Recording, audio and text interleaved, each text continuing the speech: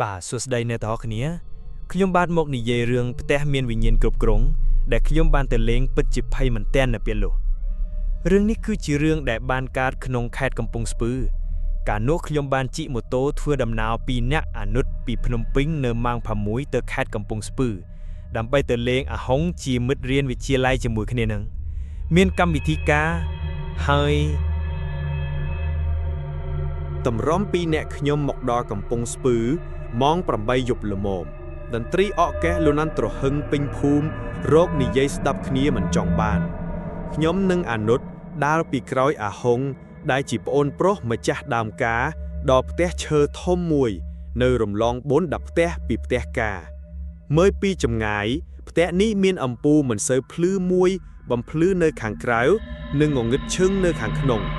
ដើរចូលដល់មុខផ្ទះនេះមានរានទេវតាបញ្ឈរជាច្រើនខ្លះធ្វើរួចខ្លះនៅមិនតន់លាបពណ៌អាហុងមិត្តស្គមកាលរៀនវិទ្យាល័យនិយាយបណ្ដើដៃរៅរកកូនសៅបែកទ្វារផ្ទះបណ្ដើផ្ទះនេះទុកចៅតាំងពីកងអានគាត់ទើបខូចតាំងពីពេលនោះមកគ្មានអ្នកនៅគ្មានអ្នកធ្វើរៀនទេវតាលូកតពីគាត់ទេពួកឯងបដូរខោអាវហើយយប់នេះដេកនៅផ្ទះនេះមួយយប់សិនទៅចាំព្រឹកស្អែកចាំទៅភ្នំពេញជាមួយគ្នាគ្រាន់តែឮថាផ្ទះនេះមានមនុស្សទៅតែស្លាប់ហើយគេទុកចោលវាคล้ายជាទីដ៏ព្រឺព្រួយរបស់អនុត្តមនុស្សពូកែខ្លាយនៅក្បែរខ្ញុំនេះដឹងតែដេកហើយអាណាទៅទាំងយប់ទេអញ្ចឹងពីរនាក់ឯងទៅតាមក្រោយអញទៅរោងការមើលការខុសត្រូវវិញហើយនោះភួយខ្នាយដេកនៅក្រៅហ្នឹងឯងខ្ញុំរេភ្នែកមើលសពពេញផ្ទះនេះទោះក្មេងអ្នកនៅតែគ្រប់យ៉ាងថែរក្សាបានស្អាតតុទូរទស្សន៍ឈើជ្រុតមួយនិងគ្រឿងសង្ហារឹមពីឈើប្រណិតមានទូឈើមួយឈរកណ្ដាលផ្ទះកំពុងទ្រជើងធុបពីកំប៉ុងជាប់ច្រកចូលទៅផ្ទះបាយរបស់របរទាំងនេះរៀបចំមានសណ្ដាប់ធ្នាប់និងមិនមានធូលីលើរនាបបន្តិចឡើយអាហុងឆាប់ចុះចេញទៅពួកយើងចាប់ផ្ដើមបដូរខោអាវហើយដើរពិនិត្យពេញផ្ទះនេះមានតែបន្ទប់មួយដែលមានជាប់សៅបើកអត់ចេញយើងក៏ដើរហួរដល់ផ្ទះបាយខាងក្រោយសំឡេងតន្ត្រីពីផ្ទះការនៅតែឮខ្លាំងបន្ទាប់មកក៏ឮសំឡេងមនុស្សច្រើនសូត្រធัวញាប់ស្រកគ្នាកាន់តែផ្ទៀងស្ដាប់ឮកាន់តែច្បាស់យីគេធូអីសូត្រធัวទាំងយប់ថ្មើរនេះអនុត្តរអ៊ូស្អីគេឯងឮដែរមែនឮតាអកកែខ្លាំងប៉ុណ្ណឹងហើយនៅឮទៀតដឹងស្អីវាទេអាហុងទុកឯងចោលហើយទៅបាត់អាចង្រៃរវល់ស្អីវាឯងខំស្កាត់ពីភ្នំពេញមកផងពួកយើងក៏ប្រញាប់ចុះពីផ្ទះមកទាញទ្វារខ្ទប់វិញក៏ទៅរកអាហុងខៀងដារយ៉ាងលឿនទាំងភ័យអនុត្តដាផងរត់ពីក្រោយផងមកដល់រោងការអាហុងនាំយើងចូលទុកហើយណែនាំមិត្តរៀននៅសាកលជាមួយវាអានេះវាទុកឯងចោលមកផឹកជាមួយមិត្តសាកលវាសោះខៀងគិតក្នុងចិត្តផឹកត្រឹមតែមួយកំប៉ុងត្រឹមម៉ោង10យើងសុំអាហុងត្រឡប់មកវិញវានៅជលកៅបន្តហើយប្រាប់ឲ្យយើងដេកនៅផ្ទះជីតាវាសិនវាអត់បានទៅដេកជាមួយទេបន្ទាប់មកយើងក៏ត្រឡប់ទៅផ្ទះជីតាអាហុងវិញនៅតាមផ្លូវអនុត្តដាបណ្ដើកេះញ៉ាំនិយាយបណ្ដើបើអាហុងអត់មកយើងមិនដេកតែ2នាក់បើមិន2នាក់មានអ្នកណាទៀតតែអញចង់ទៅភ្នំពេញវិញព្រឹកជាប់ប្រជុំខ្លាចទៅអត់តាន់ខ្ញុំឡើងដល់កម្មចន្ទើលើទៀងទ្វារបោកឈួលក្លិនធូលីពេញច្រមុះសំឡេងសូត្រធរក៏បន្លឺរងំប្រណាំងនឹងតន្ត្រីការអនុត្តកេះខួមធ្វើឲ្យខ្ញុំភ្ញាក់កន្ត្រកខួងដាក់វាមួយដៃផពីរញាក់ខ្ញុំដើរមើលសັບក្នុងផ្ទះម្ដងទៀតដល់ខាងក្រោយខាងស្ដាំចង្ក្រានបាយខាងឆ្វេងបន្ទប់ទឹកអនុត្តដើរត្រុតពីក្រោយខ្ញុំដល់ផ្ទះបាយមើលឆ្វេងមើលស្ដាំមើលខាងលើមើលខាងក្រោមរួចក៏និយាយមើលផ្ទះនេះស្អាតមិនសមអាហុងទុកចោលទេស្ងាត់គ្មានសំឡេងឆ្លើយតបខ្ញុំញៀករេជំវិញខ្លួនរកអនុត្តបាត់ឈឹងបាត់ស្រមោលអនុត្តខ្ញុំស្រែកហៅច្បាស់មួយស្អីគេអញនៅនេះខ្ញុំចេញពីផ្ទះបាយដើរទៅមុខវិញតាមសំឡេងអនុត្តឯងមកមុខតាំងថ្មើរណាមកអញនៅនឹងតើមានបាងដើរទៅក្រោយតាមទេអនុត្តឆ្លើយធ្វើហីអញ្ចឹងអ្នកណាដើរពីក្រោយអញមិញទេគ្មានទេ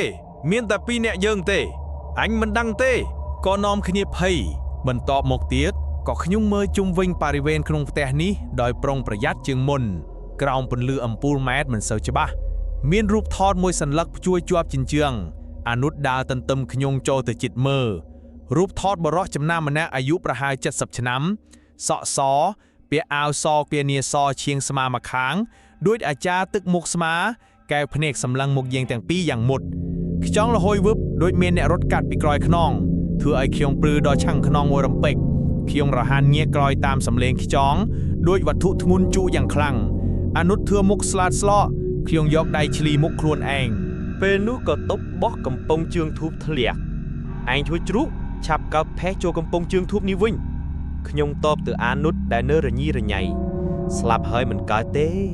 កំពុងមានអារម្មណ៍មិនស្រួលផងថែមធ្វើជើងធូបគេធ្លាក់បែបនេះទៀតខ្ញុំចត់មាត់តិចជាមួយមនុស្សមានប្រវត្តិខុសគេដូចជាខ្ញុំកាលនោះចាស់តែងថាខ្ញុំមានក្រយ៉ៅខ្មោចលងជីតាខ្ញុំអាចជាថាខ្ញុំមានសំណាងអាចឃើញអ្វីដែលមនុស្សធម្មតាមិនអាចមើលឃើញតែខ្ញុំមិនសប្បាយចិត្តនឹងមិនចង់បានបែបនេះទេអានុតកើបញាប់ដៃលើកដាក់នៅលើទូឈើចំកណ្ដាលផ្ទះពួកយើងក៏ទៅដេកនៅមាត់ទ្វារពុបសំលេងឈើស្រួយដោលលើរនាពុបដូចមនុស្សកំពុងជ្រុតឈើជ្រុតដើរគ្រឿមបានទីងភួយគ្របក្បាលគ្រឿមនៅក្នុងភួយមិនចាំងចាំស្ដាប់តែសំឡេងខ្លាំងឡាងរនាបកាន់តែខ្ទោដូចមានសម្រាប់ជើងធ្វើចលនាពីក្រោយមករកកន្លែងនេះពួកយើងខ្ញុំក្តាប់គឺជាប់ស្ទុះត្រង់អង្គុយវិញស្ងាត់គ្មានអ្វីទាំងអស់អនុតដកដង្ហើមកខុកសលឹតភួយក្រៅតាមយើងទៅភ្នំពេញវិញឥឡូវទៅ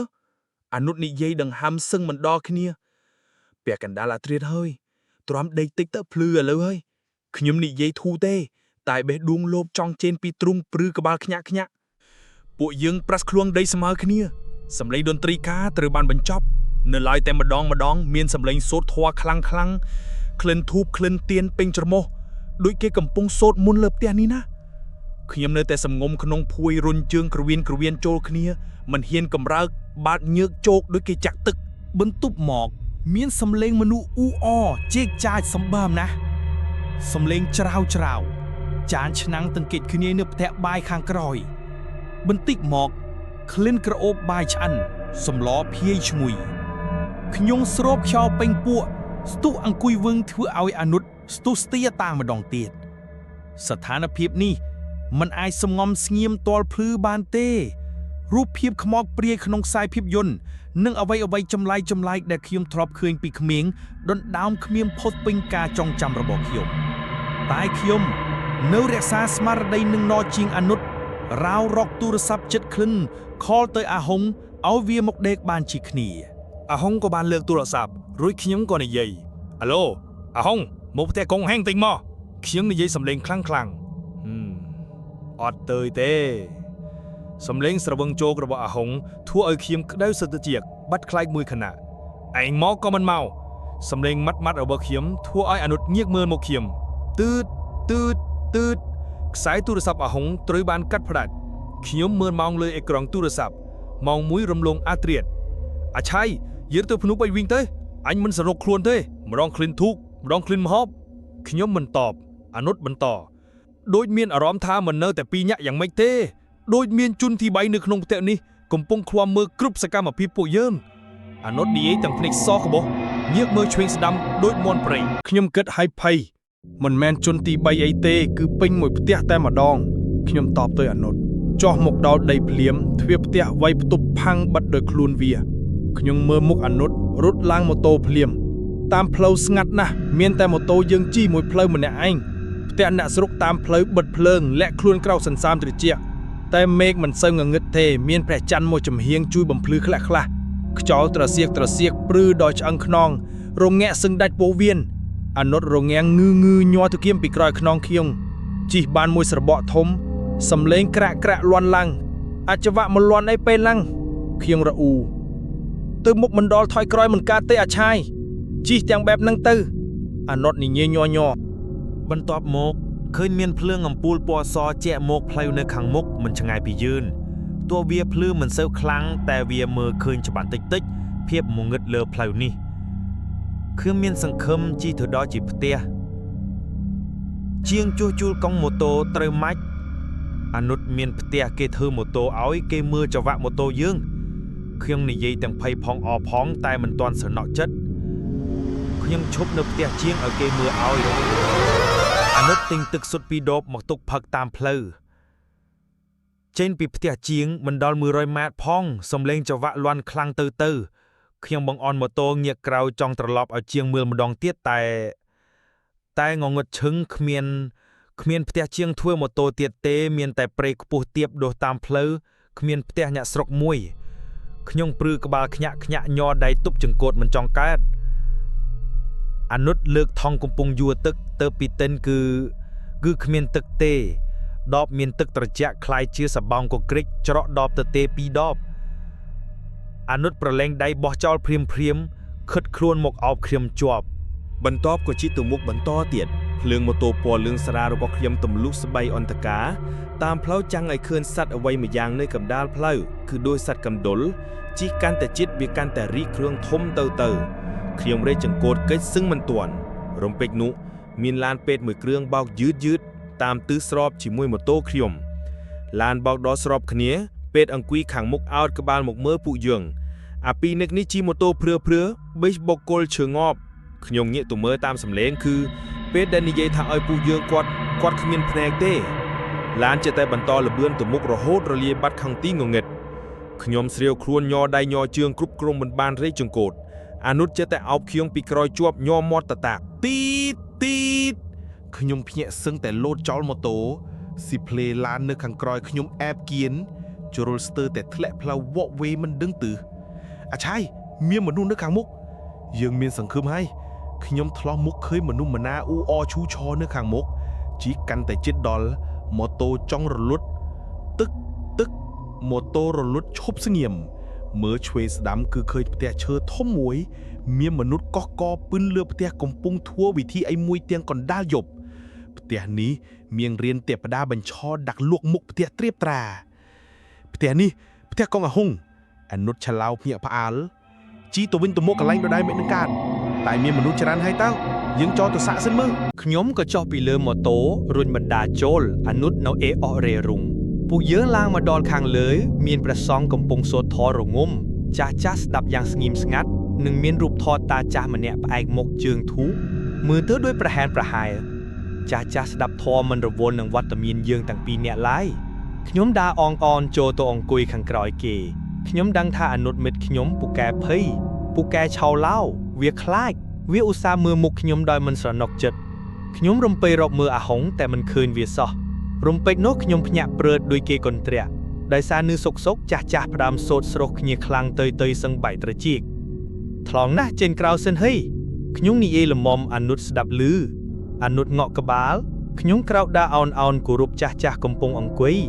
ដើរជិតដល់មាត់ទ្វារផាំងខ្ញុំភ្ញាក់ក្រញាងទ្វារបិទផាំងនៅចំពោះមុខទាំងមិនតាន់បានចកទៅស្ងាត់ឈឹងសំឡេងសូត្រធម៌ស្ងាត់ជ្រាប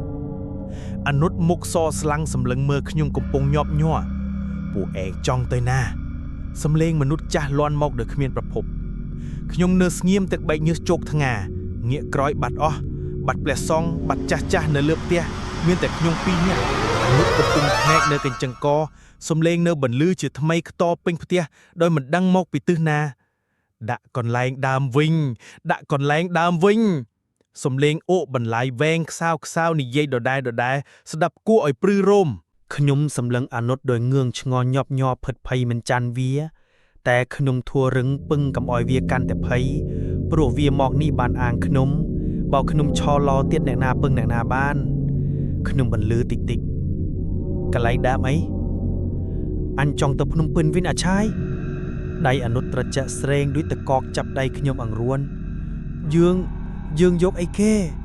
យើងដាក់អីកន្លែងដើមអនុត្តអត់ទេយើងទៅភ្នំពេញវិញឥឡូវខ្ញុំរហ័សអង្រួនទ្វារឈើមាំណែនជួយផង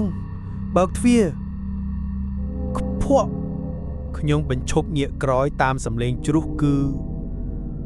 កំពុងជើងធូកលើទូឈើកណ្ដាលផ្ទះជ្រុះដោយឯងខ្ញុំថយក្រោយរហូតទល់ខ្នងនឹងទ្វារអនុត្តចូលកាន់តែគៀកក្រឹមខ្ញុំដកដង្ហើមស្រូបពេញពួកបន្ធូរមកវិញខ្សារួចក៏និយាយ មុននេះដូចឃើញឯងធ្វើជ្រុំម្ដងមែនអត់អានុតញ័រមកគឺអញគឺអីឯងធ្វើអីឃីងជ្រួញចិញ្ចានអានុតរដប់ពេលនោះឈរមើលរូបថតជាមួយឯងមើលកាន់តែយូរតានឹងញាក់ចិញ្ចាមដាក់អញភ័យបែរខ្នងរត់បែរមកប៉ះទូមួយកំហឹងទៅជួលមកអញអត់ដឹងទេអញរើដតវិញមិនសោះជើងធូបមួយតសៃអញដាក់កន្លែងដើមវិញហើយខ្ញុំតាំងស្មារតីដើរយឺតទៅមុខទូអោនរើកំប៉ុងជើងធូបទៅពីជ្រោះបាញ់មិញឡើងទាំងញ័រដៃតត្រើតខ្ញុំនិយាយតិចលោកតាកូនចៅគ្មានចេតនាទេខ្ញុំមកល្អខ្ញុំគ្រាន់មកសុំទីនេះមួយយប់អាហុងក៏វាយល់ព្រមឥឡូវខ្ញុំដាក់វិញហើយគឺកូនចៅសុំទៅផ្ទះវិញហើយខ្ញុំមានអារម្មណ៍ថាជីតារបស់ខ្ញុំនៅក្បែរខ្ញុំក្រោកឡើងលើកដាក់លើទូបាយក្រោយតាមសំឡេងងឿតក្រោយខ្នងទ្វារបាត់ងឿតដោយខ្លួនឯងអានុតអបហឺតអាឆាយទ្វារបើកហើយទៅភ្នំពេញវិញខ្ញុំឮសំឡេងជីតាខ្ញុំតិចទៅណាមកណាស្នាក់នៅផ្ទះគេត្រូវសុំម្ចាស់ផ្ទះគេផងរាល់បញ្ហាឲ្យតែយើងធ្វើចិត្តឲ្យនឹងណកុំចិនប្រៀបលាវាប្រឈមមុខដោយការតាំងចិត្តមិនត្រូវភ័យខ្លាចឬមិនផ្អើឈូឆរខ្ញុំជឿថាយើងនឹងអាចដោះស្រាយវាចេញមិនខាន